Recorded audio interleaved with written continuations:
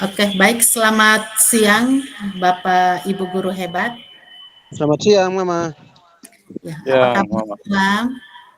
Baik, baik, baik. Oke, baik. Luar biasa ya. Oke, baik Bapak Ibu. Jadi hari ini uh, sesuai dengan yang sudah saya sampaikan bahwa saya, si Vera Pani, hari ini akan berbagi ilmu tentang keyakinan kelas dan segitiga restitusi ya. Keyakinan kelas dan segitiga restitusi. Namun sebelum kita mengikuti kegiatan, kita akan ice breaking dulu ya Bapak Ibu. Siap? Siap. Siap. Oke, baik. Jadi ice breakingnya hari ini kita akan senam wajah ya. Senam wajah. Jadi senam wajah ini kita akan menirukan suara binatang dengan ekspresi wajah dan gerakan tangan. Kemudian kita akan melempar ke teman lainnya untuk melanjutkan permainan sampai semua peserta dapat bermain ya. Siap Bapak Ibu? Siap. Oke, kalau begitu mulai dari saya ya. Wah, saya menirukan suara anjing. Guk, guk, guk, guk, guk, guk. Oke, saya lempar ke Pak Hasan. Silakan Hasan. Saya menirukan suara kucing. Oke, Saya menirukan suara sapi. Pak Hasan pakai gerakan tangan dan ekspresi wajah. Silakan.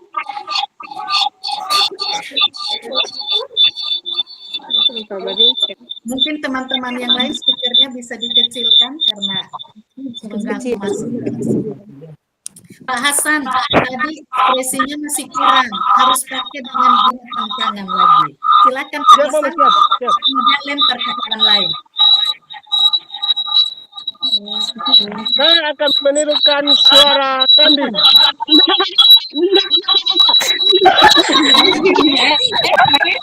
Lempar Pak. Lempar ke teman yang lain, ayo. Saya lemparkan ke dia. Ibu siapa Pak? Ya, lemparkan kepada Ibu Novia. Oke, silakan Ibu Novi.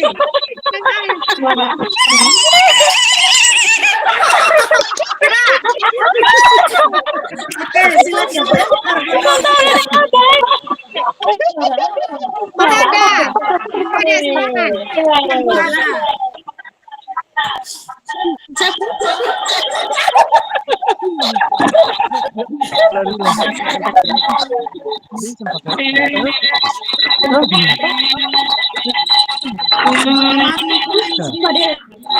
dikecilin karena bising masuk ke dalam.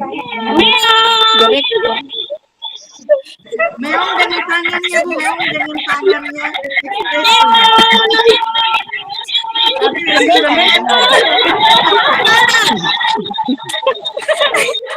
Taurat Abi kayaknya di siapa di Mayolan dari siapa?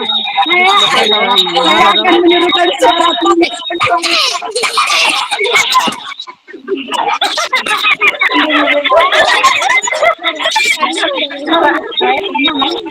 Silakan lempar Bu Mila. Ada teman yang lainnya usahakan. Saya akan melemparkan kepada ibu yang Tolong speakernya dikecilin Bapak Ibu karena Saya akan menyalakan suara harimau. Suara harimau. Au, au, au, au.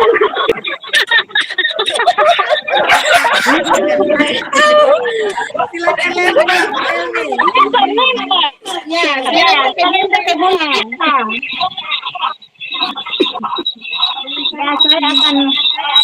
menyuarakan suara bebek.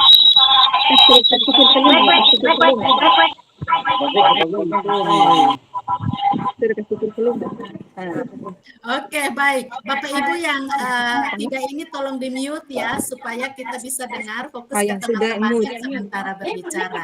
Mohon di mute ya Bapak Ibu. Oke. Iya. Tadi siapa ya yang berbicara? Ibu? Tadi siapa yang terakhir? Bunda Ika, Mama. Oke, Ibu Ika, silakan lempar, Bu. Tolong kameranya dihidupkan. Sudah. Saya akan lempar ke Paje. Oke, silakan Bu Ika. Saya akan lempar ke Ibu Yulpi. Silakan Bu Yulpi. Suara apa? Bisa tahu gajah suara.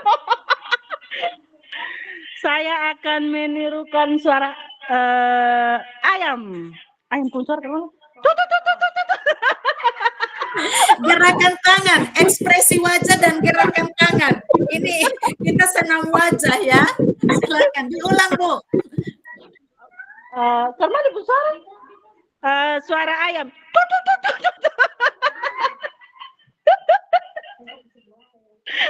Silakan dilempar, Bu. Saya akan lempar ke pacar sudah. Ke Pak Charles.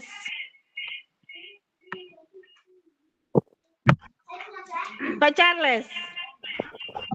Ya, Ibu Esti, apakah mau berbicara, Ibu? Oh ya, saya lemparkan ke Ibu Esti. Ke Ibu Esti. Ada nih Kak, ada. Ya, Ibu Esti ada raise hand ya. Silakan Bu Esti. Videonya Bu, silakan. Ma Yulpi, silakan di off suaranya. Silakan Ma Esti. Apa ya? Saya akan menirukan suara sapi. Mo. Oke, baik. Lempar Bu Esti. Lempar ke teman yang lain. Silakan. Pak Jeffrey.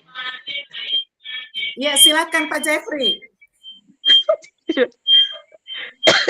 Bingung ini, tentang mau suara apa ini? Pak Jeffrey, tolong kameranya, Pak.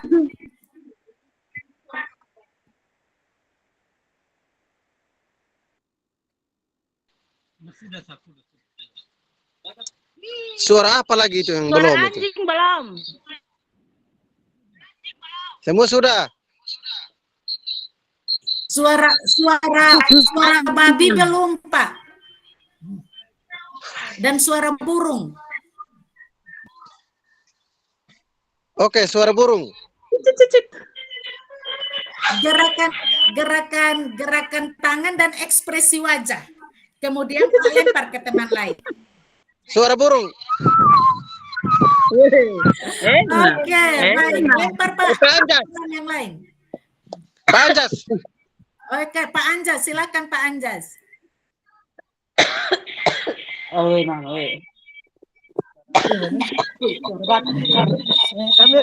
Pak Anjas punya apa? Ya, ngomong. Suara apa ya?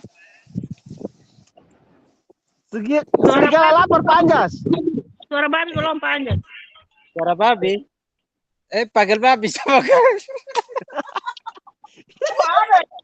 Kuah. Babi tapi Nasi.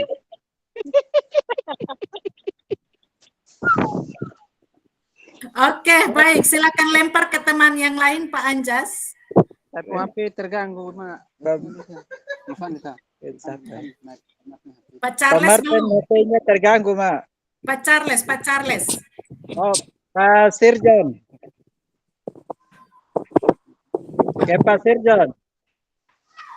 Pak Sirjon atau Pak Charles dulu? Oh iya, Pak Charles saja. Pak Ya, Charles. silakan Pak Charles.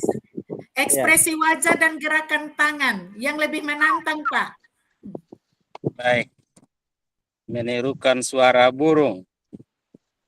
Sudah.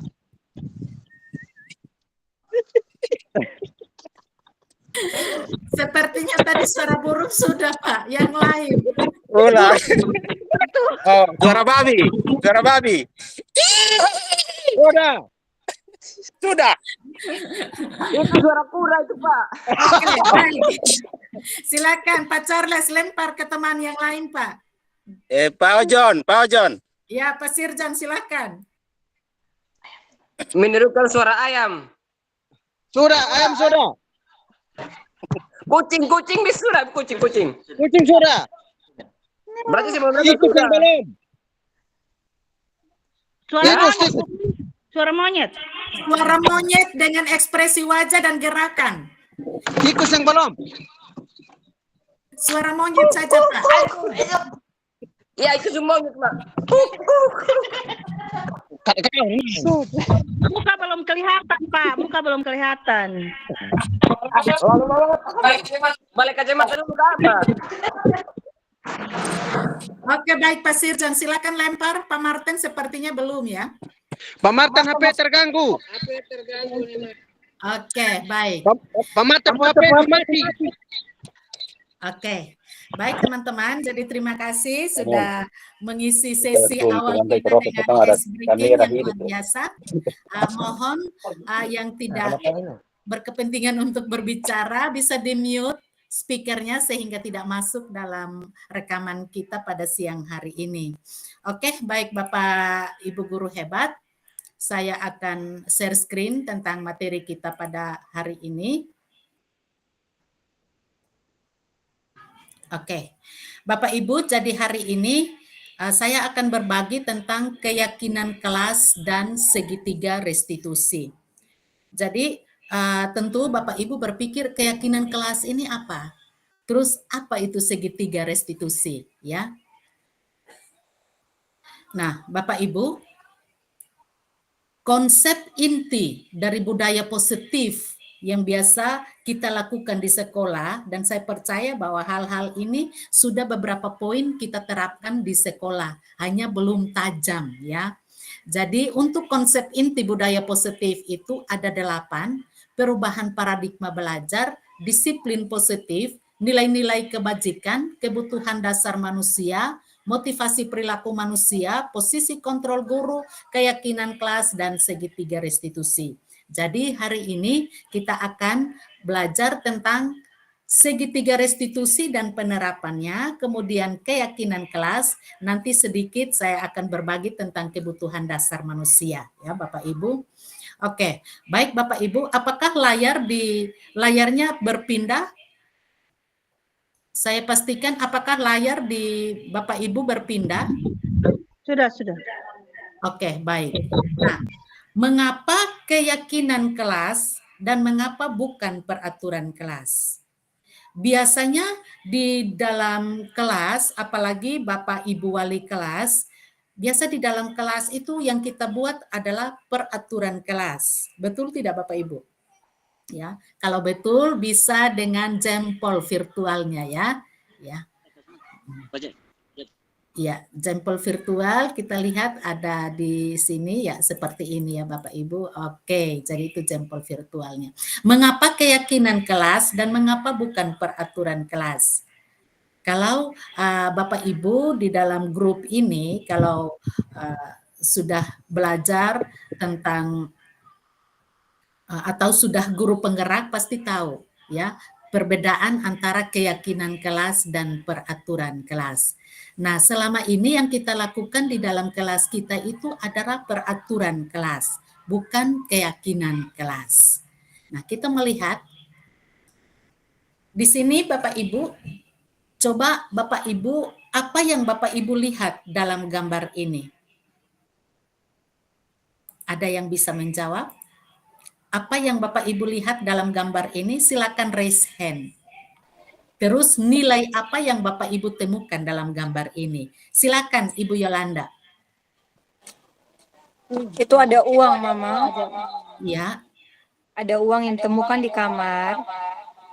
Iya. Kemudian nilai yang didapatkan itu kayaknya kejujuran karena dia mengatakan, "Ibu, aku menemukan uang di kamar." Oke, baik. Mari kita berikan kantung. Ya, kita memberikan aplaus secara virtual kepada Ibu Yolanda. Jadi yang disampaikan oleh Ibu Yolanda adalah benar Bapak Ibu. Di sini anak ini menemukan uang dan nilai yang kita temukan di sini adalah kejujuran. Mungkin dari Bapak Ibu yang lain bisa menambahkan ada jawaban yang berbeda dari yang disampaikan oleh Ibu Yolanda, disilahkan. Silakan raise hand dan memberikan jawaban. Jadi di sini Bapak Ibu tidak hanya kejujuran yang kita lihat, tetapi kita lihat juga ada tatanan yang rapi di dalam kamar anak ini, ya. Buku-buku yang rapi, permainan disimpan pada tempatnya, buku-buku pada tempatnya, tidak berceceran, dan kelihatan sekali ruangan ini adalah ruangan yang nyaman, yang aman, yang bersih untuk anak ini berada di dalam. Nah, Bapak Ibu guru hebat, untuk peraturan kelas, biasanya hal-hal umum ini yang kita buat di dalam kelas. Seperti membuang sampah pada tempatnya, ini peraturan kelas yang biasa kita buat. Merapikan kembali buku setelah membaca, melepaskan sepatu pada saat masuk kelas, dan mungkin masih banyak lagi peraturan-peraturan yang biasanya Bapak Ibu lakukan di dalam kelas, ya.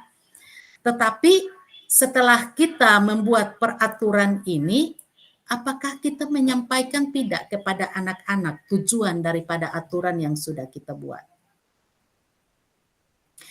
Saya ingin tahu dari Bapak Ibu, ketika membuat peraturan kelas, ya, apakah peraturan itu dibuat oleh guru atau dibuat oleh siswa? Dibuat oleh guru dan siswa. Dibuat oleh guru dan Guru dan siswa. siswa. Itu peraturan, ya. Ini apakah layak di layar Bapak Ibu? Tidak muncul, Mama. Tidak muncul, ya. Oke, kalau begitu saya stop dan saya share ulang, ya. Sebentar ya Bapak Ibu.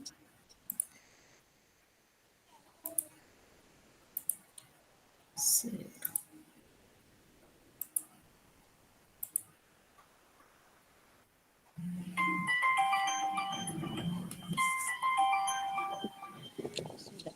Sudah, Mama. Oke, sudah nampak Bapak Ibu? Sudah. Oke, baik. Jadi saya lanjutkan. Ketika Bapak Ibu membuat peraturan di dalam kelas, yang dibuat itu adalah kesepakatan antara guru dan siswa. Tetapi pertanyaannya, apakah ketika membuat peraturan ini kita menyampaikan tujuannya tidak kepada anak-anak, ya? Seperti membuang sampah pada tempatnya, apakah kita sudah sampaikan tujuannya supaya seperti ini? Ketika kita kasih tahu anak-anak buat peraturan, ada suara yang bocor yang masuk. Ketika kita membuat peraturan tidak boleh datang terlambat, apakah kita kasih tahu tujuannya apa? Ketika kita membuat peraturan merapikan kembali buku setelah membaca, apakah anak-anak tahu tidak tujuannya itu apa? Nah, Bapak Ibu guru hebat, peraturan kelas yang kita buat harus memiliki tujuan. Jadi seperti yang ada di layar, membuang sampah pada tempatnya tujuannya adalah kebersihan atau kenyamanan di dalam kelas. Jadi anak-anak harus tahu itu. Merapikan kembali buku-buku setelah membaca, tujuannya apa? Supaya orang berikut yang ambil buku itu dia carinya itu tidak susah. Kemudian kalau buku-buku yang tertata rapi pasti kelihatannya indah, kelihatannya bagus. Melepaskan sepatu pada saat masuk kelas, itu tujuannya apa? Jadi semua peraturan yang kita buat itu harusnya memiliki tujuan, Bapak Ibu, ya. Nah, yang berikut nilai dari kebersihan atau kenyamanan di kelas. Ini saya ambil contoh yang pertama ya, membuang sampah pada tempatnya. Nah, ini nilai apa yang kita dapatkan di situ? Nilai yang kita dapatkan dari membuang sampah pada tempatnya adalah kebersihan dan kenyamanan di kelas. Dan inilah yang disebut dengan keyakinan. Sehingga seperti pertanyaan pertama, mengapa harus keyakinan kelas dan bukan peraturan kelas? Ya. Jadi sekarang ini kita sudah rubah semua paradigmanya dari peraturan menjadi keyakinan ya, keyakinan. Terus peraturan sekolah juga itu kita sudah membuat menjadi keyakinan sekolah ya, atau kesepakatan sekolah, bukan lagi peraturan sekolah. Jadi ini Bapak Ibu, pengertian daripada keyakinan itu, keyakinan kelas itu nilai-nilai atau prinsip yang disepakati bersama secara universal. Itu kita sepakati bersama seperti tadi Ibu Esti bilang bahwa kita bikin peraturan itu sepakat bersama antara guru dan murid ya. Jadi nilai-nilai yang ada di dalam aturan itulah yang kita sebut dengan keyakinan. Oke. Menurut Diana Gosen mengatakan bahwa suatu keyakinan akan lebih memotivasi seseorang dari dalam atau motivasi intrinsik. Jadi ketika kita memberikan suatu keyakinan kepada anak-anak, artinya kita membuat satu aturan ini dengan tujuannya ini. Dan kalau itu kita sampaikan kepada anak-anak, maka dia melaksanakan hal itu dengan termotivasi dari dalam, motivasi secara intrinsik. Tetapi kalau kita hanya buat peraturan, kemudian anak-anak mengikuti peraturan itu, maka itu hanya motivasi ekstrinsik, ya, motivasi dari luar. Dia hanya mengikuti aturan itu karena mungkin dia takut dihukum dan seterusnya. Jadi ini Bapak Ibu, menurut Dian Gosen bahwa suatu keyakinan lebih memotivasi seseorang dari dalam atau motivasi intrinsik. Dan ini yang harus kita buat Bapak Ibu. Nah, di sini Bapak Ibu ada perbedaan antara peraturan dan keyakinan. Jadi ini main konsep, ini yang harus tertanam di dalam pikiran kita tentang apa itu peraturan dan apa itu keyakinan. Kalau peraturan, membuang sampah pada tempatnya, merapikan kembali buku setelah membaca, melepas sepatu saat masuk, tidak makan di dalam kelas, dan seterusnya, itu kita buat dalam keyakinan dengan satu kalimat yang pendek, yaitu setiap anggota kelas perlu merasa nyaman saat belajar. Jadi simpel sebenarnya Bapak Ibu. Ya. Jadi ini 3-4 peraturan ini kita bisa buat dalam satu kalimat pendek saja. Kemudian ada peraturan. Peraturan itu biasanya dia rinci dan konkret. Kalau keyakinan, dia sifatnya abstrak dan lebih universal. Kelas bisa punya lebih dari satu peraturan yang saling berkaitan dengan kebersihan dan kenyamanan. Ya. Tetapi kalau di dalam keyakinan, itu kita bisa buat hanya dengan satu kalimat, tetapi sudah terkandung beberapa peraturan di dalamnya. Itu keyakinan Bapak Ibu. Kemudian di dalam peraturan kelas, jika suatu saat ada murid makan dan berceceran, bisa saja guru harus tambah lagi peraturan yang baru, ya. Tidak makan di dalam kelas, itu peraturan yang baru lagi. Tetapi kalau keyakinan kelas, kita mendalami kembali nilai-nilai keyakinan itu kepada murid-murid, maka pasti kita hanya menghasilkan satu kalimat pendek saja, tidak perlu yang banyak-banyak. Jadi ini perbedaan antara peraturan dengan keyakinan Bapak Ibu. Nah, Bapak Ibu, bagaimana membentuk keyakinan kelas? Tahap-tahapnya itu seperti apa? Yang pertama, kita membuat keyakinan kelas itu harus libatkan semua warga di dalam kelas. Semua anak-anak di dalam kelas kita harus libatkan. Kita minta pendapat mereka. Ya. Jadi mungkin awalnya itu kita menanyakan, kelas seperti apa yang kalian inginkan? Kalau mereka menginginkan kelas yang nyaman saat belajar, kelas yang bersih, kelas yang rapi. Nah, ya hal yang kedua, kita pakai kalimat positif untuk merangkum semua jawaban daripada warga kelas. Dan ini juga kenapa kita harus libatkan semua warga kelas, ini sekaligus dengan kita mengajarkan anak-anak untuk bisa berbicara, bisa menyampaikan pendapat mereka. Itu hal yang kedua, menggunakan kalimat positif. Dan yang ketiga, keyakinan kelas hendaknya tidak terlalu banyak, sehingga mudah diingat dan dipahami. Jadi biasanya kalau kita buat peraturan di dalam kelas itu rentet banyak sekali. Di dalam keyakinan kelas tidak terlalu banyak. Biasanya satu poin keyakinan kelas itu sudah bisa membawa beberapa peraturan kelas ya. Jadi bikin keyakinan kelas itu jangan terlalu banyak. Anak-anak mudah ingat dan mereka paham. Yang keempat, sebaiknya sesuatu yang dapat diterapkan di lingkungan tersebut. Jadi kita bikin keyakinan kelas itu kira-kira anak-anak bisa terapkan. Walaupun hanya satu atau dua, tetapi anak-anak bisa terapkan. Jangan sampai kita bikin keyakinan kelas yang muluk-muluk, tetapi anak-anak tidak bisa terapkan.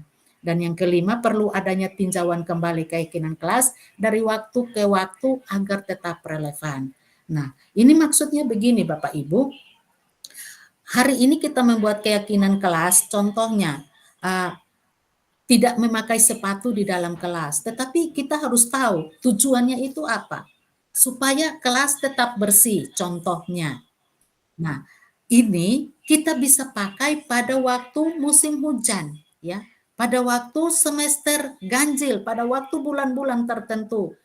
Sedangkan pada musim panas seperti sekarang ini, kita bisa untuk merubah keyakinan kelas, sehingga di sini keyakinan kelas itu bisa ditinjau kembali. Kalau musim panas seperti ini, tentu anak-anak tidak perlu membuka sepatu ketika masuk kelas, kecuali musim hujan ya Bapak Ibu.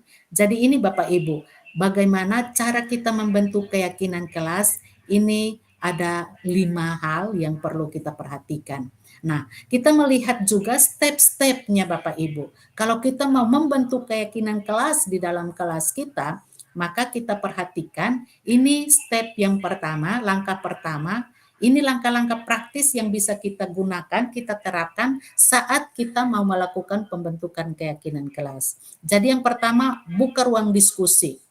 Kasih kesempatan kepada semua siswa untuk bisa sampaikan dia punya masukan, dia punya maunya apa, mengenai keyakinan kelas yang perlu disepakati. Jadi mungkin sekarang ini kalau kita mau menerapkan hal ini, murid-murid mungkin belum terbiasa dengan istilah keyakinan. Jadi kita ajak dulu, kita usulkan dulu pakai peraturan. Nah dari peraturan itu baru kita sampaikan tujuannya, maksudnya kenapa kita harus buat peraturan seperti itu, dan hal itu akan menjadi keyakinan kelas. Jadi ini hal yang pertama, langkah pertama kita buka ruang diskusi. Kita berdiskusi dengan anak-anak di dalam kelas. Mau mereka itu apa? Ruangan yang seperti apa? Suasana yang seperti apa yang mereka idam-idamkan di dalam kelas? Dari situ baru bisa muncul tentang usulan mereka, peraturan apa yang mereka inginkan. Itu langkah pertama. Yang kedua, Bapak Ibu, setelah kita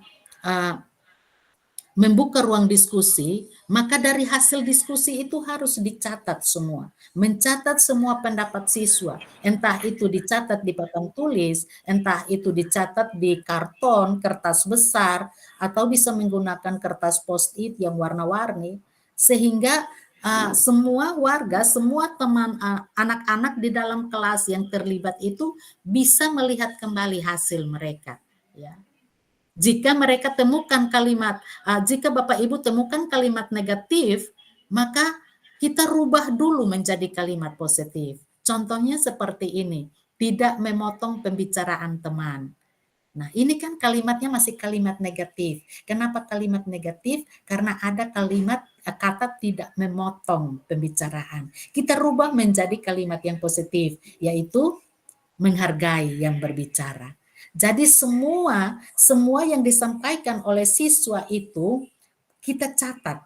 Tetapi kita lihat kalau ada kalimatnya masih kalimat beraroma negatif, kita rubah menjadi kalimat yang positif. Jadi itu hal langkah yang kedua, yaitu mencatat Bapak Ibu ya. Catat semua hasil diskusi bersama dengan siswa di dalam kelas. Apa langkah yang ketiga?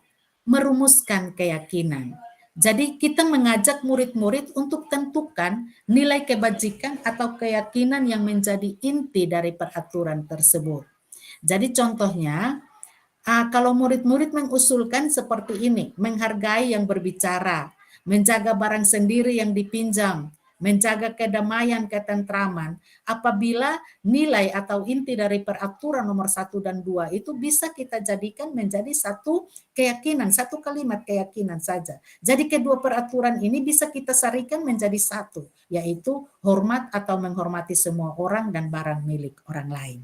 Ya, jadi ini kita merumuskan keyakinan, merumuskan yang sudah disampaikan oleh peserta didik itu menjadi keyakinan kelas. Itu tahap yang ketiga. Nah, Bapak Ibu, di sini ada beberapa contoh peraturan-peraturan atau usulan murid ini, usulan murid di dalam kelas contohnya seperti ini. Ada yang warna kuning, ada warna putih, dan ada warna merah. Jadi peraturan seperti menghargai yang berbicara, menjaga barang milik sendiri yang dipinjam, menjaga kedamaian dan ketentraman, ketiga peraturan ini bisa kita buat menjadi satu kalimat keyakinan, yaitu menghormati semua orang dan barang milik orang lain. Jadi dia cukup menjadi satu saja dari 3 peraturan ini. Kemudian nomor 4 dan 5, belajar dengan tekun, mengerjakan tugas tepat waktu, itu menjadi keyakinannya hanya satu kalimat, bekerja dengan baik dan tekun. Dan seterusnya Bapak Ibu, ya, ramah kepada guru dan teman, datang tepat waktu, peduli kepada teman, itu kita bisa sarikan menjadi satu kalimat. Semua orang ingin merasa diterima dan dimiliki. Jadi kita tidak perlu membuat peraturan yang banyak-banyak, tetapi dengan adanya keyakinan kelas, hanya dengan kalimat yang sederhana, dia bisa merangkum semua peraturan yang sudah menjadi kesepakatan bersama antara guru dan siswa di kelas. Nah, Bapak Ibu, itu adalah tahap yang ketiga. Tahap selanjutnya, step yang keempat, kita tinjau ulang, ya. Jadi langkah yang keempat itu setelah kita merumuskan keyakinan kelas, kita tinjau ulang. Guru perlu meninjau kembali butir-butir keyakinan dari semua peraturan yang sudah disarikan. Jadi ingat bahwa sebaik apapun keyakinan kelas itu, jangan terlalu banyak. Supaya anak-anak gampang untuk ingat, ya. Direkomendasikan cukup 3-7 keyakinan yang bisa kita sesuaikan dengan jenjang kelas. Jadi contohnya kalau kelas 7, itu mungkin kita cukup buat 3 atau 4 keyakinan. Kelas 8 mungkin 5 keyakinan. Kelas 9 ya itu maksimal 7 keyakinan Bapak Ibu. Jadi percuma kita buat banyak-banyak tetapi anak-anak tidak bisa mengingat dan mentaatinya. Nah, langkah yang kelima, Bapak Ibu, di sini kita melihat membuat pernyataan keyakinan. Caranya seperti apa? Pastikan bahwa semua warga di dalam kelas itu paham tentang keyakinan yang sudah dibuat bersama. Jangan sampai kita buat keyakinan tetapi ada beberapa siswa di dalam kelas yang tidak paham, tidak mengerti. Sehingga guru mengajak murid untuk merumuskan pernyataan keyakinan yang dapat dipahami bersama. Jadi kalau untuk PAUD dan SD itu biasa kalimatnya disederhanakan, ya, ditambah dengan tempel gambar sehingga anak-anak lihat senang, ya, senang begitu. Itu untuk PAUD dan SD. Tetapi kalau untuk SMP bisa juga kita bikin kalimat yang sederhana, tidak perlu kalimat yang muluk-muluk, Bapak Ibu. Itu tahap yang kelima. Contohnya seperti ini, hormat. Untuk kalimat positifnya hormat, kami meyakini bahwa sangat penting untuk menghormati semua orang dan barang milik orang lain. Ya, ini kalimatnya terlalu panjang. Kita bisa menyederhanakan kalimatnya menjadi setiap anggota kelas perlu saling menghormati dan merasa aman. Ya, jadi ini kalimatnya lebih sederhana yang sebelah kanan ini daripada yang sebelah kiri. Contoh lain lagi. Bekerja, ya, kami meyakini bahwa sangat penting untuk mengerjakan segala pekerjaan atau mengikuti kegiatan yang telah ditugaskan. Ini kalimatnya panjang. Tetapi kita bisa menyederhanakannya menjadi setiap anggota kelas perlu menjadi dirinya yang terbaik. Nah, ini lebih sederhana kan Bapak Ibu? Lebih simpel, lebih sederhana. Kemudian contoh yang ketiga, diterima dan dimiliki. Kami meyakini bahwa sangat penting untuk merasa diterima pada suatu kelompok dan saling peduli satu dengan yang lain. Kita bisa sederhanakan kalimatnya menjadi setiap anggota kelas perlu saling membantu. Jadi ini lebih simpel. Kalau kita mau buat keyakinan kelas itu justru lebih simpel, lebih sederhana, lebih gampang diingat, dan anak-anak lebih gampang untuk mengerti. Mereka tahu bahwa aturannya seperti ini tetapi tujuannya untuk ini. Nah, ini Bapak Ibu beberapa contoh yang saya sampaikan. Dan langkah yang keenam adalah tanda tangan dan pajang. Jadi setelah keyakinan kelas sudah selesai dibuat, maka guru dan murid tanda tangan di bawah. Tanda tangan di bawah keyakinan kelas itu. kemudian pasang di dinding kelas sehingga mudah dilihat oleh semua warga kelas. Jadi seperti itu Bapak Ibu, untuk keyakinan kelas ada 6 tahap ya. Ada 6 tahap yang sudah saya sampaikan. Jadi bagaimana Bapak Ibu untuk keyakinan kelas ini, mungkin ada yang usul saran atau mau bertanya, disilahkan. Saya berikan kesempatan. Silahkan Bapak Ibu. Ada yang mau bertanya tentang keyakinan kelas yang ada? Ya, silakan Ibu Yolan.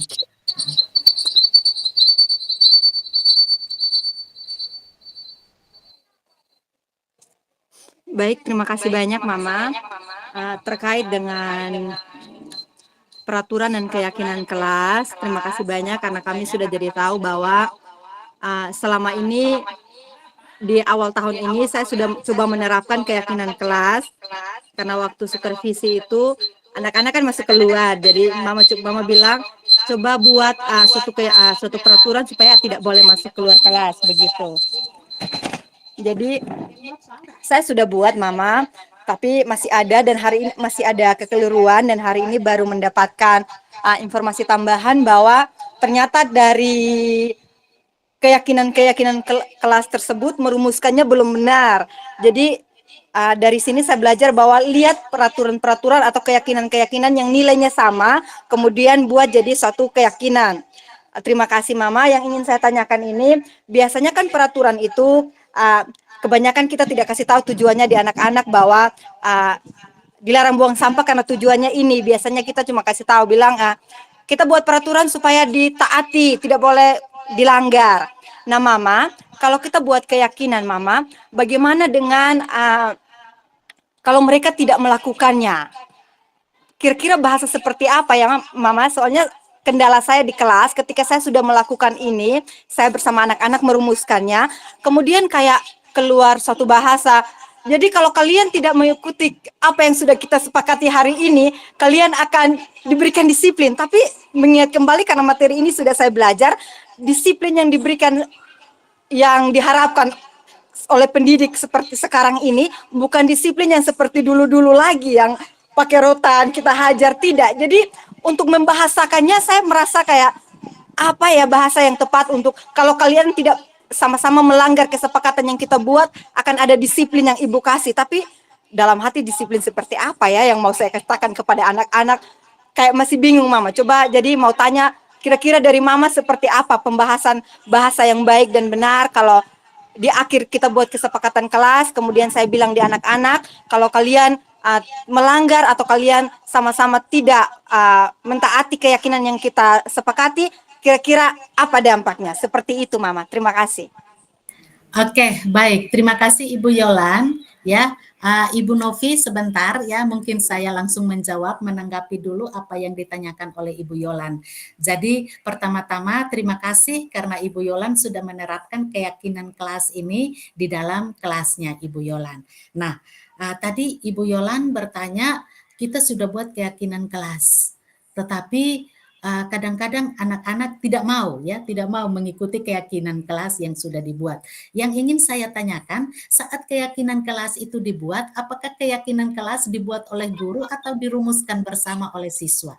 Dirumuskan bersama Mama, hanya kan kadang-kali kan kayak anak-anak tidak sengaja untuk melanggarnya. Jadi seperti kan biasanya Kotom bilang, kalau langgar ini, Ibu kasih hukuman ini. Tapi kan kata hukuman ini sudah tabu sebenarnya untuk sekarang ya Mama. Jadi kira-kira bahasa yang lebih tepat supaya anak-anak semakin yakin untuk tidak melanggar ini. Begitu Mama. Ya, nanti materinya itu habis ini kita masuk kepada restitusi. Ya, jadi nanti di dalam materi tentang restitusi itu nanti kita akan belajar tentang itu. Nah, yang disampaikan oleh Ibu Yolan itu memang benar. Saat kita melakukan keyakinan kelas itu, kita membuat suatu pernyataan dengan tujuannya. Nah, tujuannya kita harus sampaikan nilai apa yang didapat di situ.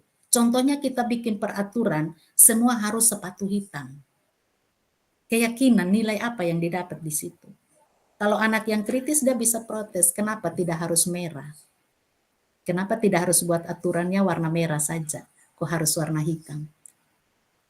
Tujuannya apa? untuk memakai sepatu berwarna hitam. Kita buat kesepakatan semua harus warna hitam. Kan kita tidak sampaikan tujuannya. Sehingga anak-anak kadang-kadang mengikuti itu karena apa? Motivasi eksternal saja. Apa itu motivasi eksternal? Mereka takut dapat hukuman. Sehingga mereka ikut saja tetapi mereka tidak tahu maksudnya apa pakai sepatu warna hitam. Ini contoh ya. Mereka hanya ikut saja. Karena apa? Mungkin mereka melakukan ini supaya mendapatkan imbalan. Itu motivasi eksternal. Tetapi kalau motivasi internal, kita sampaikan tujuannya bahwa kalau melakukan ini berarti kamu menghargai diri kamu sendiri. Ya.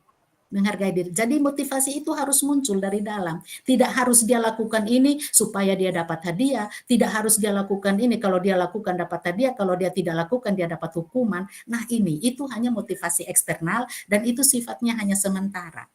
Hari ini mereka ikut, mereka taat, tetapi besok tidak taat lagi. Ya. Jadi nanti seperti yang Ibu Yolan bertanya itu nanti sebentar materinya ada pada restitusi nanti segitiga restitusi. Oke, baik. Bagaimana Ibu Yolan? Iya, Mama. Oke, baik. Silakan yang raise hand tadi Ibu Novi. Silakan Bu Novi. Terima kasih untuk kesempatan yang diberikan. Saya ingin meminta petunjuk yang pasti dari Ibu sebagai fasilitator. Dari apa yang sudah dijelaskan tadi, saya mengambil kesimpulan bahwa sekarang yang kita pakai adalah keyakinan kelas, sehingga tidak ada lagi kata peraturan kelas. Lalu yang kedua, ada pertanyaan saya, apakah ini hanya untuk warga kelas bersama dengan wali kelas, atau juga bisa dilakukan pemilahan dengan guru-guru mata pelajaran?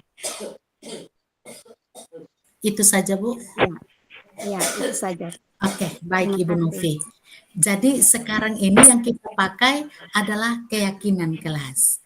Keyakinan, kata keyakinan ya, dari peraturan kita rubah menjadi keyakinan. Dari keyakinan kelas ini bisa membuahkan yang namanya keyakinan sekolah, bukan lagi peraturan sekolah.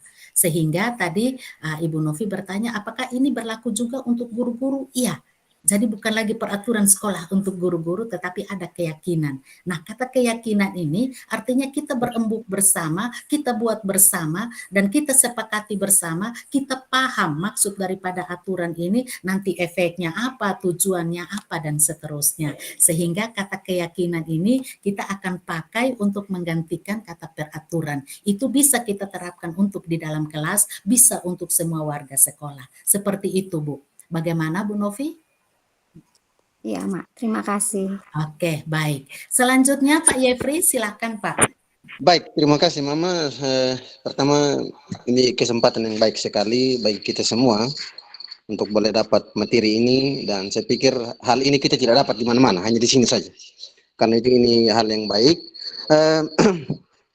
Apa yang menjadi pertanyaan saya, Mama, dari peraturan menuju ke keyakinan. Artinya perbedaan konsep ini. Konsep peraturan berbeda lagi dengan konsep keyakinan.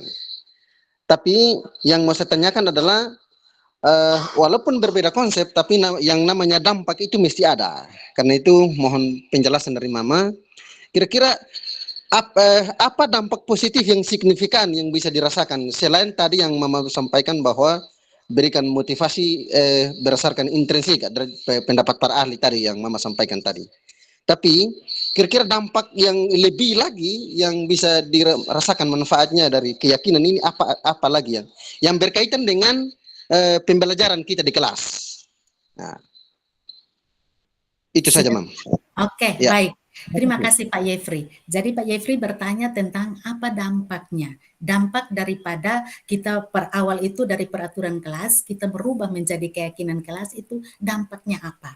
Dampaknya Pak, yang pertama itu bahwa keyakinan yang kita buat itu dia jangka panjang. Itu akan melekat di hati anak itu lebih lama, lebih panjang. Karena apa? Itu motivasi yang dari dalam itu adalah motivasi intrinsik. Contohnya kita bikin peraturan tidak boleh datang terlambat. Yang datang terlambat nanti kena hukum, lari keliling lapangan. Nah, itu sudah hukuman secara fisik ya. Tetapi kalau yang datang tepat waktu terus selama 1 semester, saya akan berikan hadiah. Nah, ini motivasi mereka tidak datang terlambat hanya karena itu, motivasi dari eksternal tadi. Tetapi ketika tidak ada lagi hukuman, ketika tidak ada lagi hadiah, maka mereka kembali lagi untuk terlambat. Tetapi kalau keyakinan ini benar-benar ini dari dalam hati mereka, maka itu dampaknya itu akan lama. Saya tidak boleh terlambat. Oh benar, saya tidak boleh terlambat karena kita sudah berikan keyakinan kepada mereka, pelajaran kepada mereka bahwa kalau kamu datang terlambat, kamu terlambat materi dari awal. Ya, materi awal, sehingga ketika kamu terlambat untuk mengikuti materi dari awal, maka materi selanjutnya kamu tidak akan paham. Nah, hal itu yang membuat mereka termotivasi intrinsik akan muncul. Oh, berarti saya harus ini. Seperti kemarin, nanti kita akan masuk dalam materi itu tentang restitusi, anak yang terlambat ya, Maya. Saya komunikasi dengan dia, Maya ini selalu terlambat. Terus saya tanya, kenapa selalu terlambat? Ya, alasannya karena dia terlambat datang ke sekolah karena bangunnya itu kesiangan. Kenapa bangun kesiangan? Malam suka nonton film. Film apa? Drakor. Oh, drama Korea. Oh, kalau nonton film drama Korea, apa yang kamu dapatkan? Senang, Ibu. Oh, senang. Oh iya, memang drama Korea. Terus apa lagi? Ceritanya bagus. Jadi saya senang nonton. Terus dia punya cerita juga bagus. Oke, boleh. Kalau begitu, drama Korea boleh nonton. Bukan kita melarang untuk nonton. Tetapi batasi waktunya. Sehingga tidur lebih tempo, bangun lebih tempo, sehingga tidak terlambat datang sekolah. Kita munculkan tujuan kenapa kita harus bikin seperti ini. Jadi muncul motivasi internal dari dalam diri anak itu, dan ketika muncul motivasi internal, maka itu jangkanya akan panjang. Dia tidak hanya berlaku di sini saja, tetapi ketika mereka naik ke jenjang yang lebih tinggi, naik ke SMA, ke tempat kuliah, itu akan terekam terus, karena itu motivasi intrinsik, dan itu jangkanya panjang. Mungkin seperti itu Pak Yefri. Baik, Mama, terima kasih. Kalau begitu maka berangkat dari apa yang disampaikan Mama, maka akan menyambung dengan apa yang disampaikan Ibu Yolan. Kalau dalam peraturan kelas kita kenal pelanggaran peraturan, tetapi ketika dalam keyakinan kelas maka kita mengistilahkan itu dengan bahasa apa lagi yang selain yang kalau kesepakatan atau peraturan kelas ya dia langgar peraturan. Tapi kalau dalam keyakinan ketika dia tidak melakukan keyakinan itu maka dikenal dengan apa lagi. Lalu tentu ada bahasa pembinaan yang berkaitan dengan motivasi dan yang berkaitan dengan yang sentuh langsung dengan psikologi. Nah, hal-hal apa yang bisa kita lakukan, Mama, yang berkaitan dengan itu? Oke, baik. Terima kasih Pak Yefri. Jadi, karena pertanyaan Pak Yefri ini akan masuk kepada materi kita yang berikut, yaitu tentang restitusi. Jadi, mungkin saya langsung ya untuk sampaikan tentang materi restitusi. Ini waktu kita tinggal sedikit. Jadi, saya akan sampaikan materi restitusi, dan itu akan nyambung dan akan menjawab pertanyaan daripada Pak Yefri dan Ibu Yolan. Oke, baik Bapak Ibu. Kita lihat restitusi. Apa itu restitusi? Mungkin restitusi bagi Bapak Ibu ini hal yang baru ya, yang baru didengar. Tetapi sebelum kita mengerti tentang apa itu restitusi, kita harus tahu dulu tentang 5 kebutuhan dasar manusia. 5 kebutuhan dasar ini tidak hanya kebutuhan siswa, tetapi juga kebutuhan guru. Tidak hanya kebutuhan daripada anak-anak, tetapi orang dewasa juga butuh. Dan ini kebutuhan dasar kita. Yang pertama, bertahan hidup. Semua orang ingin bertahan hidup. Dengan cara apa? Dengan cara makan. Ingin bertahan hidup dengan punya pakaian, punya tempat tinggal, punya tempat yang aman, kesehatan, itu bertahan hidup. Dan ini kebutuhan dasar manusia yang pertama. Yang kedua apa? Kasih sayang dan rasa diterima. Semua orang butuh kasih sayang. Jadi butuh kasih sayang itu tidak hanya oleh anak muda saja, tidak hanya Pak Salmon ya, tidak hanya Pak Sirjon, tidak hanya Ibu Vince, tidak, tetapi semua orang ya. Kasih sayang ini dibutuhkan oleh semua orang. Rasa diterima di suatu kelompok, di suatu grup, itu adalah kebutuhan semua orang. Kebutuhan yang berikut apa Bapak Ibu? Kebutuhan dasar, penguasaan. Ini menyangkut dengan harga diri. Mereka berkeinginan untuk dianggap, ya, punya prestasi, diakui, didengar, dan ini kebutuhan semua orang. Kemudian kebutuhan dasar manusia yang berikut adalah kebebasan. Ingin mandiri, punya pilihan, dia coba hal baru, dia bisa mengendalikan dirinya, dan seterusnya. Ini adalah kebutuhan dasar manusia yang keempat, kebebasan, dan yang kelima, kesenangan. Bermain, humor, ya, tertawa, bersenda gurau dengan teman-teman yang lain, kesenangan. Ini 5 kebutuhan dasar manusia. Nah, kita harus pahami dengan kebutuhan dasar ini, bahwa kebutuhan ini tidak hanya kita guru yang butuh, tetapi siswa juga butuh. Ketika siswa ada masalah, ada problem, kita lihat dulu kebutuhannya apa. Kalau anak suka bikin kacau di dalam kelas, dia suka cari perhatian, oh berarti kita tahu kebutuhan dasarnya dia adalah kasih sayang. Dia kurang kasih sayang, sehingga dia mulai cari perhatian. Ketika anak dia suka main game, ketika anak di dalam kelas dia mengantuk karena malamnya dia nge-game sampai pagi, kita harus tahu, oh ternyata dia butuh kesenangan. Di saat main game itu dia butuh kesenangan. Kita bisa alihkan, kan ada kesenangan yang lain, main bola dan seterusnya. Jadi ini 5 kebutuhan dasar manusia yang perlu kita pahami sebelum kita mengerti apa itu restitusi. Nah, ini tadi sudah menjawab apa yang disampaikan oleh Pak Yefri dan Ibu Yolan. Di sini ada hukuman, konsekuensi, dan restitusi. Jadi kalau hukuman itu biasa potong kasih, itu kadang-kadang tidak terencana, tiba-tiba saja.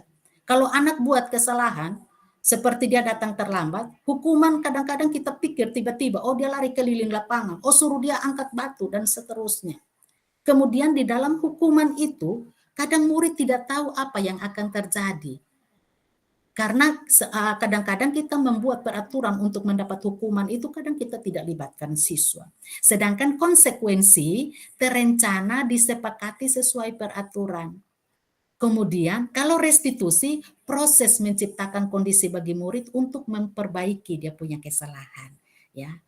Jadi kalau buat kesalahan, bagian hukuman dia langsung kasih hukuman. Tetapi kalau konsekuensi tidak, dia terencana dan itu disepakati bersama seperti Ibu Yolan. Di dalam kelas itu kita sepakati bersama peraturannya begini. Kalau tidak lakukan ini, maka konsekuensinya ini. Ya. Nah, sedangkan restitusi tidak. Proses menciptakan kondisi bagi murid untuk perbaiki dia punya kesalahan. Yang berikut, dalam hukuman itu hanya bersifat satu arah. Hanya dari atas turun ke bawah untuk hukuman. Hanya dari guru kepada murid. Itu satu arah. Tetapi kalau konsekuensi, sikap guru selalu memonitor murid. Dia monitor muridnya. Sedangkan restitusi, proses kolaborasi. Ada kolaborasi, kerjasama antara murid dan guru, sama-sama mencari solusinya sendiri. Ya. Jadi bukan guru kasih solusi kepada siswa, tetapi siswa akan mendapatkan solusinya sendiri. Contoh seperti kemarin yang saya lakukan di sini, terhadap Frisel dan Maya, ya. Jadi Maya sering datang terlambat. Nah, kita stabilkan kondisinya dulu di restitusi segitiga ini, ya. Stabilkan kondisinya, tanya dia tinggalnya di mana. Terus jadi dia rasa aman dulu di rumah tinggal dengan siapa, jarak dari sekolah datang di sini jauh kok. Nah, kalau kondisinya sudah ini baru kita mulai lagi untuk memvalidasi masalahnya. Saya dengar laporan dari guru-guru, Maya sering datang terlambat. Apa betul kok? Dia bilang betul Ibu. Dari situ baru kita masuk, kenapa sering datang terlambat? Nah, dari situ kita mulai menggali. Kita gali, oh dia datang terlambat itu karena bla bla bla, begini. Dia kasih alasan karena dia nonton sampai pagi. Kenapa nonton? Karena dia cari hiburan. Berarti kita tahu bahwa dalam kebutuhan itu dia butuh kesenangan. Nah, kita tinggal arahkan. Kan ada banyak kesenangan dia lakukan yang bisa menyenangkan dia, ya. Jadi bisa nonton film tetapi dengan membatasi waktu. Kita tidak perlu cari kasih dia solusi. Nanti dia yang akan temukan solusi. Kita arahkan dia sampai dia temukan solusinya sendiri. Ketika dia temukan solusinya sendiri, maka itu akan melekat terus. Tetapi kalau kita yang kasih solusi, maka besok lusa dia akan lupa itu solusi. Tetapi kalau dia yang temukan sendiri dia punya solusi, maka pasti dia akan ingat terus. Jadi itu beda antara hukuman, konsekuensi, dan restitusi. Nah, Bapak Ibu, di sini hukuman, sanksi atau konsekuensi dan restitusi ini dibagi dalam dua bagian ya. Jadi kalau hukuman itu identitas gagal, biasa kita sebut dengan identitas gagal, banyak negatifnya. Sedangkan untuk konsekuensi, sanksi atau konsekuensi dan restitusi ini adalah identitas berhasil. Kita biasa kasih istilah dengan identitas sukses ya. Nah, kalau pakai sanksi atau konsekuensi itu orang netral. Dia netral, ada di tengah-tengah. Tetapi kalau memakai restitusi, maka itu adalah hal yang positif. Jadi contohnya seperti ini. Kalau untuk hukuman, biasanya kita begini, awas, kalau dilakukan lagi, nanti kamu awas ya, nanti ibu akan pukul kamu, atau kamu akan dapat hukuman, bla bla bla. Itu kan kata-kata negatif.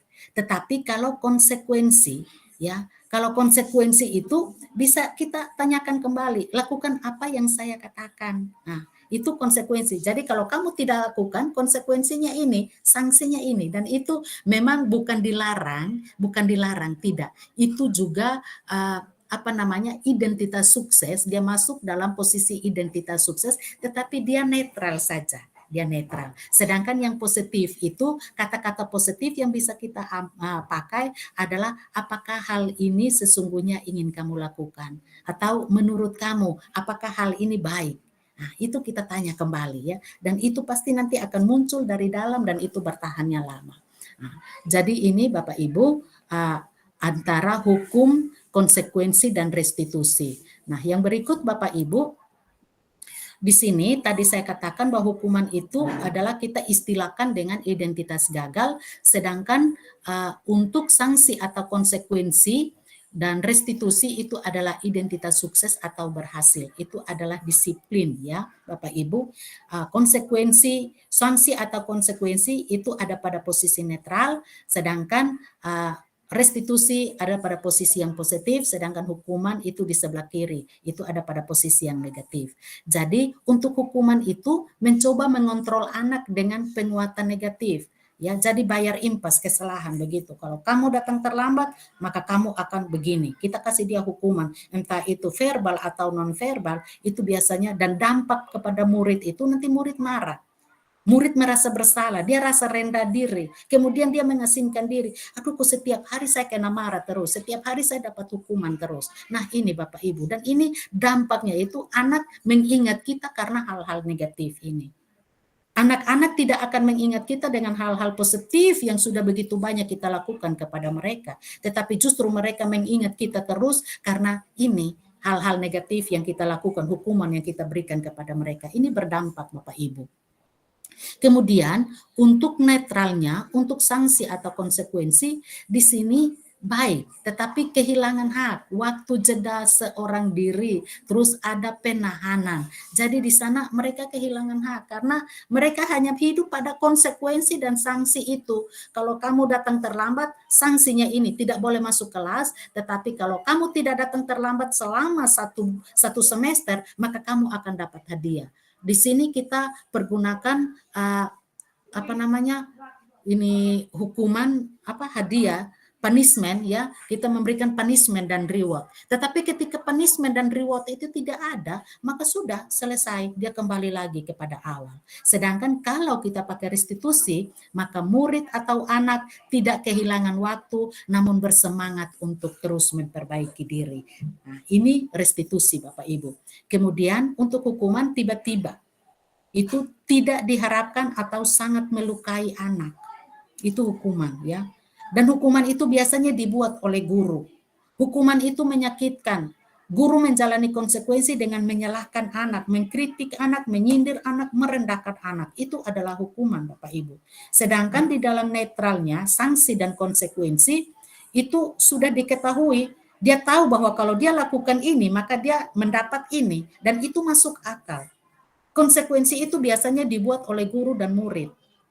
Terus konsekuensi atau sanksi itu membantu guru menyatakan peraturan, melakukan peringatan, dan menerapkan konsekuensi. Sedangkan restitusi ini Bapak Ibu, restitusi ini dibuat oleh murid. Jadi posisi guru di situ apa? Guru sebagai fasilitator saja, memfasilitasi anak untuk mereka bisa melakukan restitusi itu. Kemudian menguatkan, guru menyebutkan keyakinan kelas, membimbing kerangka acuan berpikir restitusi murid atau anak, dan seterusnya. Nah, Bapak Ibu, jadi ini perbedaan antara hukuman, sanksi atau konsekuensi, dan restitusi. Bapak Ibu, di sini segitiga restitusi. Dalam penerapan segitiga restitusi ini ada 3 hal, yaitu pertama, menstabilkan identitas. Seperti tadi saya sampaikan contoh Maya yang kemarin saya lakukan segitiga restitusi terhadap dia, menstabilkan identitasnya. Tanya dulu keadaannya, bla bla bla dan seterusnya. Setelah itu baru validasi tindakan yang salah. Saya dengar dari guru-guru, kamu sering terlambat. Apakah benar? Nah, dia bilang benar. Baru mulai tanya, kenapa sampai begitu, dan seterusnya. Kemudian menanyakan keyakinan. Apakah yang kamu lakukan itu menurut kamu baik atau tidak? Jadi segitiga restitusi ini adalah proses dialog yang dijalankan oleh guru agar dapat menghasilkan murid yang mandiri dan bertanggung jawab. Jadi itu ciri-ciri restitusi itu, Bapak Ibu, bukan menebus kesalahan, tetapi kita mengajak siswa untuk belajar dari kesalahan. Kita mengajarkan siswa untuk memperbaiki memperbaiki hubungan. Kita mengajak siswa, menuntun siswa untuk melihat kembali kepada dirinya, ya, mencari kebutuhan dasar daripada dia, apa yang dia butuhkan sebenarnya. Tinggal kita fasilitasi untuk arahkan. Jadi itu segitiga restitusi yang dimaksud, Bapak Ibu. Menstabilkan identitas berdasarkan prinsip membuat kesalahan adalah bagian dari proses pembelajaran. Jadi kita bisa pakai kata-kata ini, ya, seperti yang ditanyakan oleh Pak Yefri tadi, berbuat salah itu wajar, ya. Tidak semua orang sempurna. Atau kita bisa panggil, ketika panggil dia ke sini, di sini Bapak Ibu tidak mau cari siapa yang salah, siapa yang benar. Tetapi di sini Bapak Ibu mau mencari solusi dari permasalahan ini. Sehingga kita jangan fokus kepada masalah yang sudah dibuat oleh anak itu, tetapi kita fokus kepada bagaimana kita mencari solusi supaya anak ini keluar dari permasalahannya. Biarkan dia temukan solusinya, kita yang memfasilitasi, kita yang membimbing dan mengarahkan dia sampai dia mencapai pada solusi. Jadi solusi itu muncul dari dia sendiri, ya. Kemudian validasi tindakan yang salah. Ini kalimat-kalimat yang bisa kita pakai seperti ini. Kamu pasti punya alasan kenapa kamu lakukan itu. Padahal kamu bisa melakukan yang lebih buruk dari itu, kan? Ini bisa kita pakai kalimat-kalimat ini. Kamu patut bangga karena telah melindungi sesuatu yang penting buat kamu. Kamu melakukannya karena mempertahankan sesuatu yang penting bagi kamu. Jadi ini kalimat-kalimat yang bisa kita pakai sehingga kita menghindari kalimat-kalimat yang negatif. Nah, Bapak Ibu guru hebat, setelah kita melihat ini, maka kita menanyakan keyakinan berdasarkan prinsip teori kontrol bahwa pada dasarnya kita termotivasi secara intrinsik. Seperti tadi saya katakan, apa keyakinan kelas kita? Nilai apa yang telah disepakati bersama? Seperti apa gambaran sebuah kelas yang ideal menurut kamu? Kamu mau menjadi orang seperti apa nanti? Jadi ini kita menanyakan kembali keyakinan. Nah, dari sini maka kita bisa menghasilkan suatu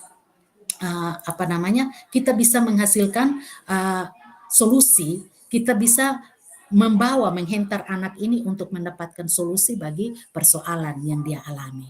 Nah, dari sini Bapak Ibu, maka kesimpulan yang dapat kita ambil adalah dalam penerapan program disiplin positif, hendaknya guru memiliki standar kepribadian, profesional, sosial yang baik, di mana guru mampu merefleksikan diri dalam posisi kontrol saat ini. Bagaimana perjalanan dirinya sebagai among atau sebagai manajer yang menuntun murid-murid menjadi insan yang mandiri, merdeka, dan bertanggung jawab. Jadi ini standar nasional daripada pendidikan, ya.